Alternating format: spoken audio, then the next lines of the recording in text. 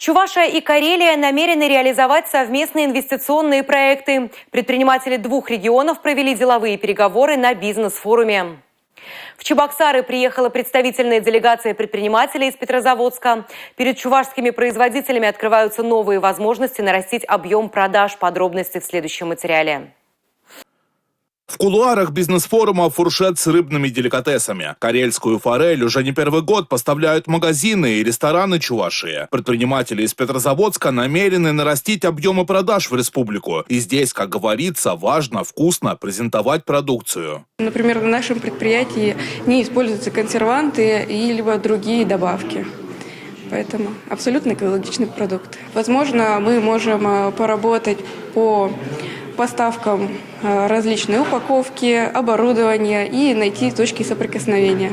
С деловой миссией в Чебоксары приехали и знакомые лица. Заместитель главы Республики Карелия вплоть до 2010-го руководил Чувашским управлением службы судебных приставов. Игорь Корсаков говорит, что у бизнесменов двух регионов немало точек взаимного интереса. Сейчас прорабатываются возможности увеличения поставок наших бульдозеров и запчастей для техники. Если говорить вопрос, связанный с промтрактором, агрегатным заводом, этим большим концерном, который, собственно, знает вся страна, и наше машиностроение сегодня выходит передовые. Это мы отливаем сегодня двигателя для тепловозов.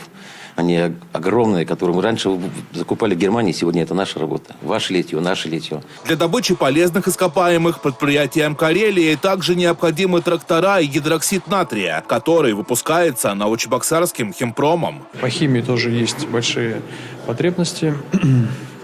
Знаю, что делегация приехала не только посмотреть, что можно взять у нас, но и предложить свои услуги, товары. Понимаем, что у них огромные запасы в части камня. Это щебень, который в строительстве может применяться. Знаю, что потребности также есть, товар дефицитный. Вопрос логистики, как из Карелии доставить эту продукцию к нам в регион.